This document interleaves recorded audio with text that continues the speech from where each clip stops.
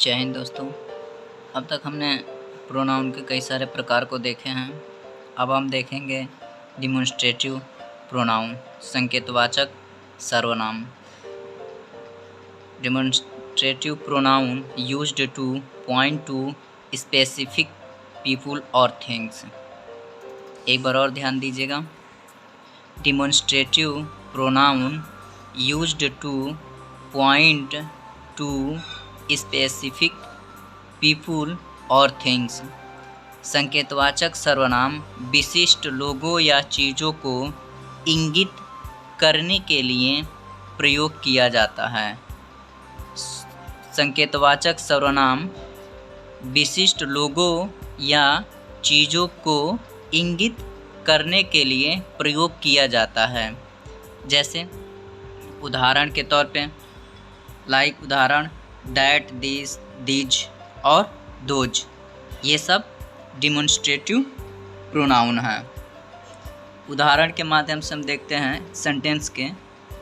This is a pen.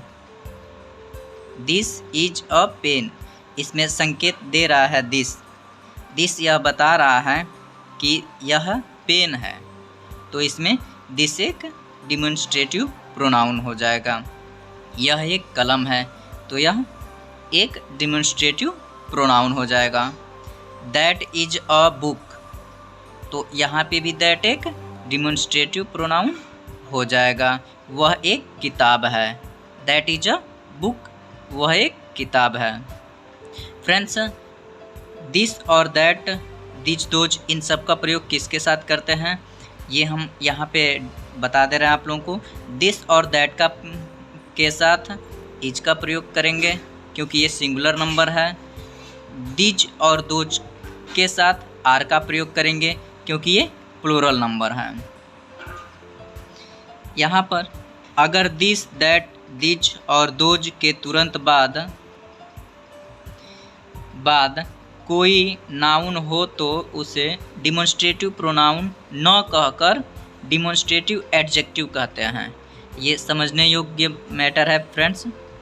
अगर this, that, these और those के तुरंत बाद कोई नाउन हो तो उसे डिमॉन्स्ट्रेटिव प्रोनाउन न कहकर डिमॉन्स्ट्रेटिव एडजेक्टिव कहते हैं। जैसे दिस इज अ काऊ है ना, तो डिमॉन्स्ट्रेटिव प्रोनाउन के बाद काऊ है, तो यह एक गाय है, तो यहाँ पे यह डिमॉन्स्ट्रेटिव प्रोनाउन नहीं है बल्कि यह डिमॉन्स्ट्रेटिव एडजेक्टिव है। That is a dog, dog भी एक नाउन है, तो यहाँ पे ये डिमॉन्स्ट्रेटिव प्रोनाउन नहीं है, यह एक डिमॉन्स्ट्रेटिव एडजेक्टिव है। दोज ऑक्सेस आर ब्राउन है ना, दोज ऑक्सेस, यहाँ पे ऑक्सेस मतलब बैले है ना, ऑक्स मिस बैल होता है, तो ये भी क्या है, ये डिमॉन्स्ट्रेटिव प्रोनाउन नहीं है, ये डिमॉन्स्ट्रेटिव एडजेक्टिव है।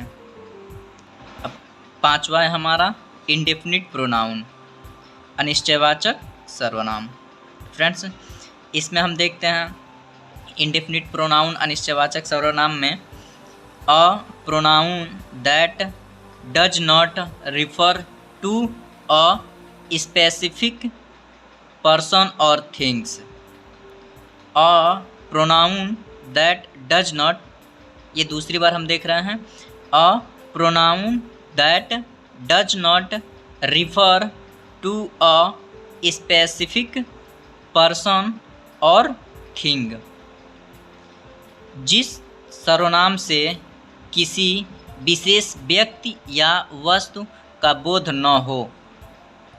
इसमें ध्यान देने वाली बात है, जिस सर्वनाम से किसी व्यक्ति या वस्तु का बोध न हो उसे हम इंडेफिनिट प्रोनाउन कहते हैं। ओके, एक एग्जाम्पल यहाँ पे देखते हैं। एक नहीं बल्कि बहुत सारे हम देख ले रहे हैं।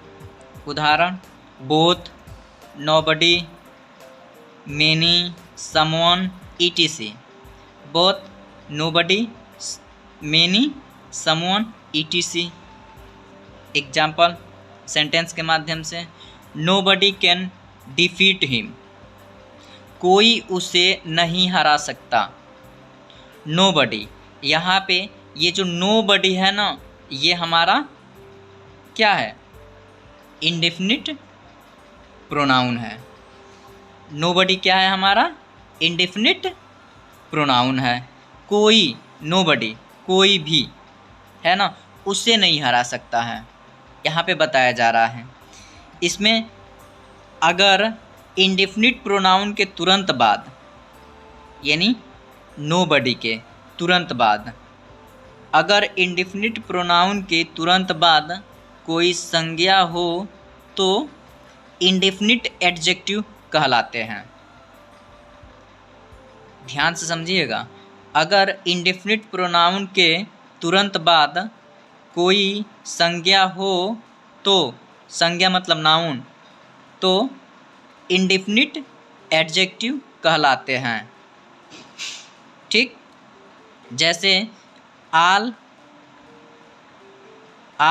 मैन आर फुलिश, है ना, ऑल मैन आर फुलिश, सभी आदमी मूर्ख हैं। Okay, many girls have come, बहुत सी लड़कियां आई हैं, है ना, आ चुकी हैं। तो यहाँ पे आल के तुरंत बाद मेन, और मेन क्या है, ये नाउन है। आल के तुरंत बाद है मेन, मैन मतलब आदमी, मतलब एक ही आदमी, और मेन बहुवचन है, बहुत सारे आदमी। तो ये आल ये हमारा इंडेफिनिट प्रोनाउन है, और आल के तुरंत बाद आ गया है नाउन, संज्ञा। तो ये हमारा क्या हो गया, इंडेफिनिट प्रोनाउन नहीं, ये हमारा इंडेफिनिट एडजेक्टिव हो गया।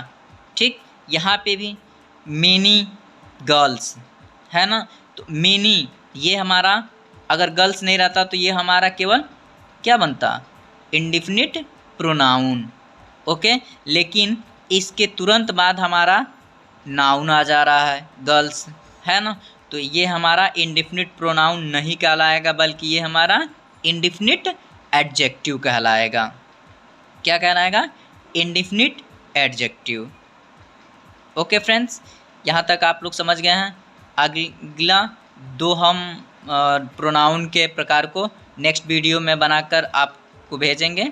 तब तक के लिए जय हिंद।